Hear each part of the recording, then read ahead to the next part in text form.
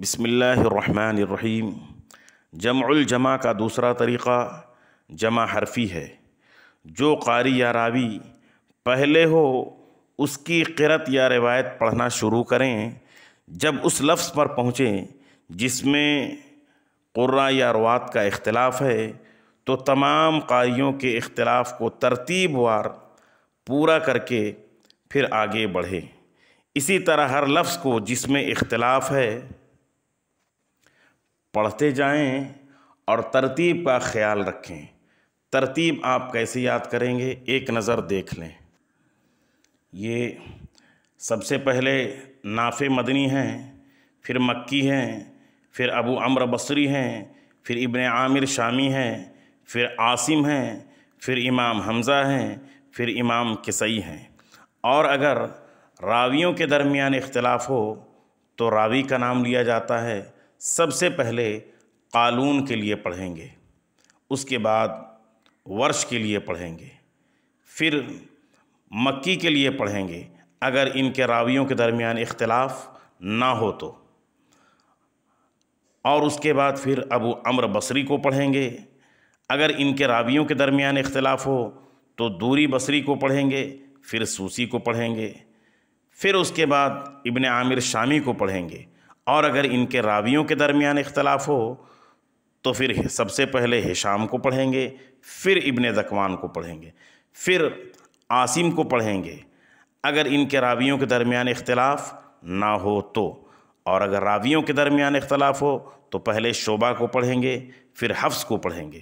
اسی طرح سے امام حمزہ کو پڑھیں گے، لیکن ان کے راویوں کے درمیان اختلاف ہو تو پہلے خلف کو پڑھیں گے، پھر خلات کو پڑھیں گے۔ پھر کسائی کو پڑھنا ہے، لیکن ان کے راویوں کے درمیان اختلاف ہو تو کسائی کو نہیں بلکہ ان سے مروی جو روایت ابو الحارث کے ذریعے سے ہے، پہلے ابو الحارث کو پڑھیں گے، پھر دوری علی کو پڑھیں گے، یہاں تک کہ ساتوں قاریوں کی قرأت پوری ہو جائے۔ بعض وقت ایک قاری یا راوی کی قرأت یا روایت پڑھنے میں دوسرے قاری بھی شریک ہو جاتے ہیں، تو جب ایک قاری کی قرأت پڑھ لیا تو اس کے ساتھ جو بھی شریک ہیں گویا ان کی قرأت سے بھی آپ فارغ ہو چکے ہیں۔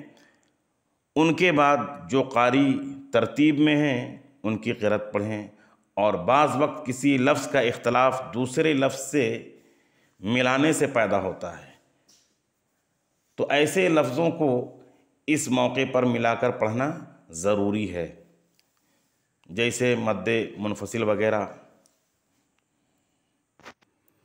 آئیے سورہ ناس میں دیکھتے ہیں۔ سب سے پہلے مقام اختلاف کو دیکھیں۔ قل اعوذ یہاں پر اختلاف ہے، ناس یہاں پر اختلاف ہے، پھر یہاں پر ناس یہاں پر اختلاف ہے، پھر یہاں پر ناس اور ناس، ان مقامات میں اختلاف ہے۔ تو اب یہ دیکھنا ہے کہ سب سے پہلے ہمیں پڑھنا ہے کس کے لیے؟ قالون کے لیے پڑھنا ہے۔ جب قالون کے لیے پڑھیں گے تو دیکھیں گے کہ قالون کے ساتھ دوسرے قاری یا راوی شریک ہوئے یا نہیں۔ اگر شریک ہو جاتے ہیں تو اب ان کے لیے الگ سے پڑھنے کی ضرورت نہیں ہے، اور یہ جمع حرفی ہے تو یہاں پر ایک ہی مرتبہ میں، یعنی قل اعوذ اتنا ہی میں جو بھی اختلاف ہے اسے پڑھ لیا جائے گا۔ سب سے پہلے ترتیب میں قالون ہے تو قالون کو پڑھیں گے، قالون کے بعد ورش ہیں تو ورش کے لیے نقل کریں گے، اور نقل جب کریں گے تو حمزہ کی حرکت لام میں لے آئیں گے، اور قل کے بجائے قل اعوذ ہے تو اسے پڑھیں گے قل اعوذ، اور اس کے بعد پھر یہاں پر تیسرا اختلاف ہوگا خلف کا، تو ان کے لیے بس سکتہ پڑھیں گے۔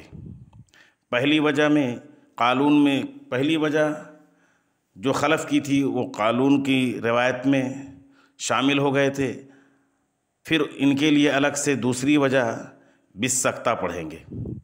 تو اس طرح سے 3 مرتبہ اسے پڑھیں گے تو تمام قرائے کرام کے لیے ہو جائے گا۔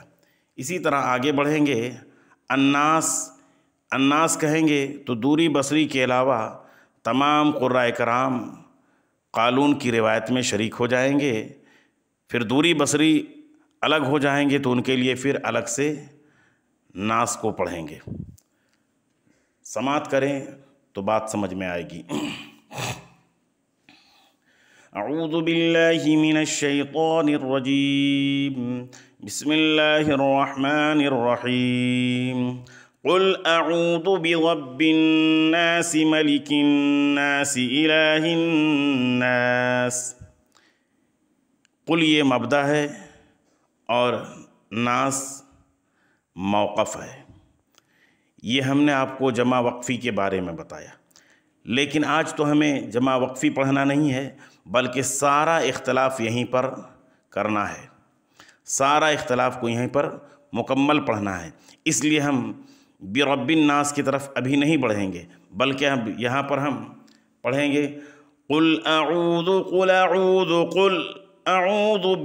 الناس الناس۔ پھر دیکھیں قل اعوذ برب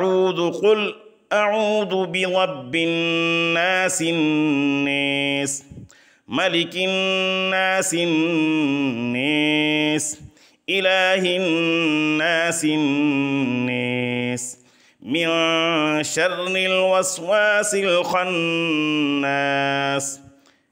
من سے لے کر کے خناس تک کسی کا اختلاف نہیں، قالون کے لیے پڑھا، تمام ائمہ کرام اور روات شریک ہو گئے۔